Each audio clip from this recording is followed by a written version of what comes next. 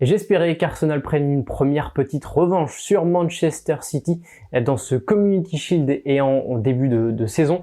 Eh bien, c'est chose faite. Victoire 4-1 après les tirs au but, un partout dans le temps réglementaire. Premier match, premier trophée pour Arsenal. Allez, on regarde un peu les quelques enseignements de ce match.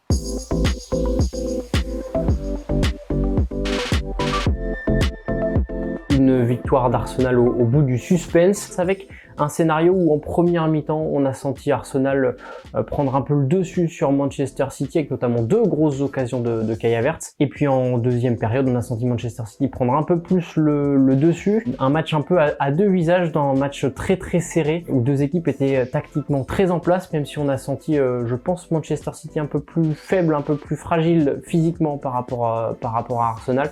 Arsenal qui semblait peut-être dans une préparation un peu plus aboutie pour arriver à ce Community Shield, pour préparer la saison. On notera d'ailleurs que Manchester City en deuxième période a failli avoir le but du break, en tout cas a eu l'occasion du break. Phil Foden qui bute sur Aaron Ramsdale, qui fait un match assez intéressant. Il a eu quelques petites erreurs de relance, un peu en dedans, mais il a fait quelques parades assez exceptionnelles, notamment sur ce face-à-face face à Phil Foden. Juste après, il y a un corner, il l'arrête également. Faut pas oublier qu'il a arrêté le penalty de Rodri. Aaron Ramsdale, donc qui commence très bien sa saison. Il doit être très en confiance. Il doit se sentir libéré après sa tribune qu'il a publiée récemment sur les réseaux sociaux et en article.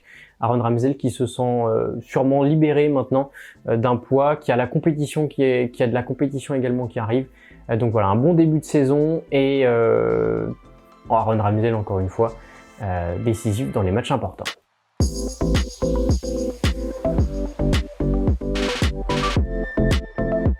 Deuxième enseignement, donc la solidité défensive, tactique. On avait ce trio Odegaard, Havertz, Rice qui venait très précisément au niveau du milieu de terrain de Manchester City, du double pivot Kovacic Rodri, notamment dans la première mi-temps. Et cette adaptabilité, cette évolution tactique, on va dire, sur ce double pivot a permis à Arsenal d'empêcher Manchester City de relancer proprement de derrière. Ça, c'est Rice.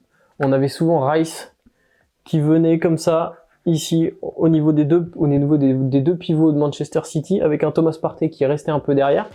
Puis on avait Havertz qui faisait un peu l'essuie-glace comme ça, avec des évolutions comme ça. Enfin, les trois bougeaient très souvent comme ça, et ça bloquait les deux pivots de Manchester City qui se trouvaient donc ici. En phase défensive, ça donnait également parfois ça, avec, on va dire, Jurrien Timber qui revenait un peu dans le centre pour épauler Gabriel et Saliba. Rice qui venait juste ici, dans une sorte de 4-4-2, vraiment défensif, avec Odegaard qui restait un peu par là. Et puis Kai Havertz, avec Martinelli juste ici, et puis Kai Havertz qui revenait là pour faire une sorte de carré.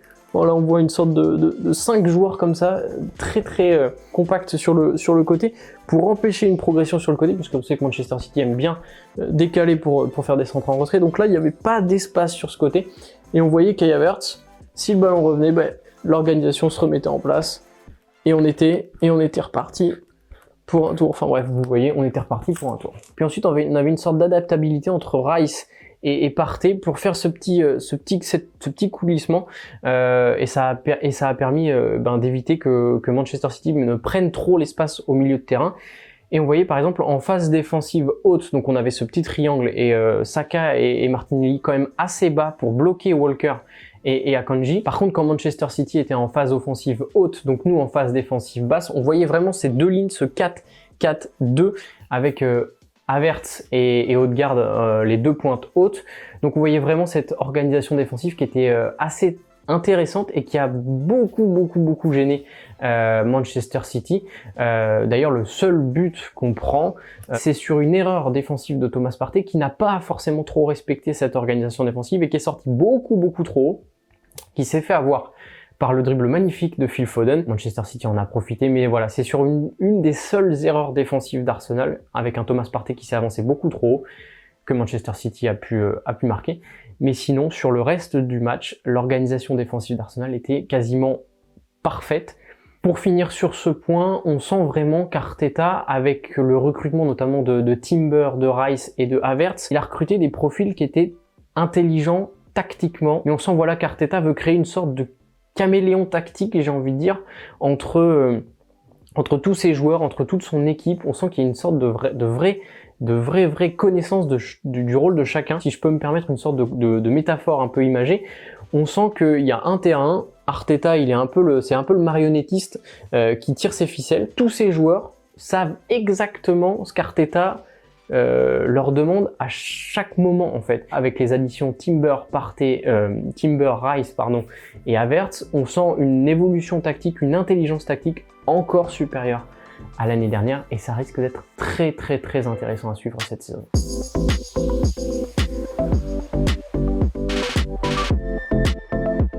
Allez, troisième enseignement, ça va être une première réussite pour Kai Havertz en tant que numéro 9. Gabriel Jesus est absent pendant encore quelques semaines, mais on pouvait se dire qu'Arteta allait mettre Eddie Nketiah, puisque c'est relativement ce qu'il a fait en pré-saison. Finalement, c'est Kai Havertz au poste de numéro 9, alors on peut se dire que ça peut être temporaire, mais on sent que c'est déjà une option très viable pour Arsenal, et très fiable d'ailleurs pour Arsenal et pour Arteta.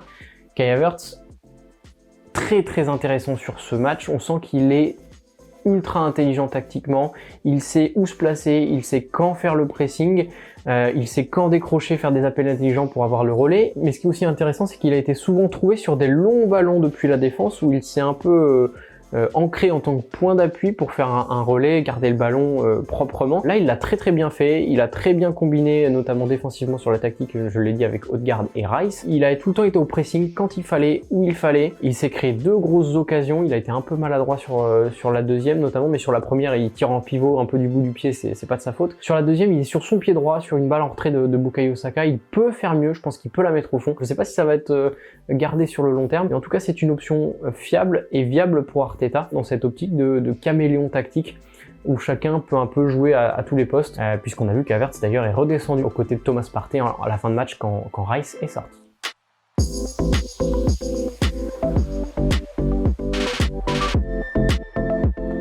Quatrième enseignement de ce Community Shield, on va parler de William Saliba. La Rolls-Royce est de retour. Premier match officiel depuis sa blessure la saison dernière. Et il nous a posé un classique, c'est assez abusé. Il n'a pas fait une seule erreur. Les relances sont parfaites, les duels sont nickel, les lectures du jeu sont... C'est une masterclass de William Saliba. Et je reste persuadé, je pense que vous aussi, mais si on perd le titre la saison dernière, c'est en grande partie à cause de sa blessure. J'ai pas la stat en tête, mais le nombre de buts encaissés avec William Saliba et sans William Saliba, elle est gigantesque, la différence. La complémentarité avec Ben White et Gabriel, elle est magnifique. Il n'y a pas une erreur. C'est toujours dans le bon tempo. Il est toujours bien placé. Il fait des relances parfaites. Il a souvent d'ailleurs essayé de trouver Odegaard entre les lignes ou Ben White en profondeur. Enfin bref, pas grand chose de plus à dire. William Saliba, on espère qu'il va juste continuer comme ça toute la saison. Il est phénoménal.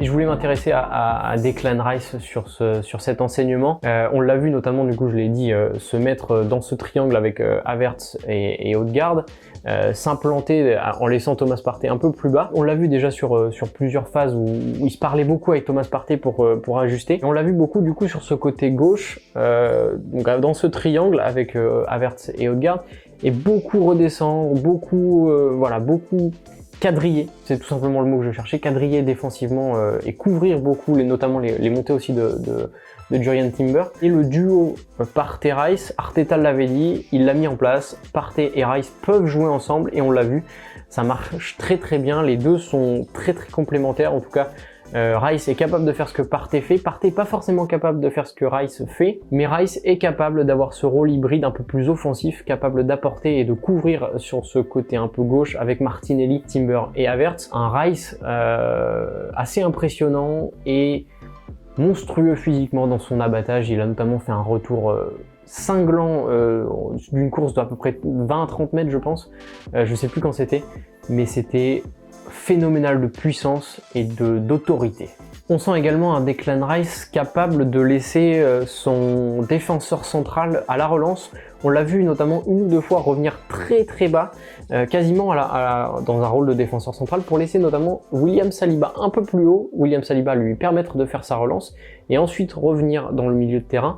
Mais on sent un Declan Rice très intelligent tactiquement, toujours bien placé, qui sait exactement ce qu'il doit faire et ce qu'il doit proposer à ses coéquipiers. Je pense qu'Arteta ne s'est absolument pas trompé sur son recrutement, et lui aussi il va être absolument incroyable à voir toute la saison. On termine cette première vidéo, ce premier débrief de la saison, avec ces scènes de communion, ces scènes de joie entre tous les joueurs, entre Arteta, le board, enfin bref, après entre tout le monde. On sent que le discours d'Arteta il est passé, les recrues sont bien intégrées, les recrues commencent avec un premier match, un premier trophée, c'est un boost positif magnifique pour le début de saison. Un trophée c'est toujours positif, une victoire c'est toujours positif. Puis d'ailleurs c'est le premier Community Shield, le premier trophée depuis le Community Shield justement en 2020, la saison du Covid.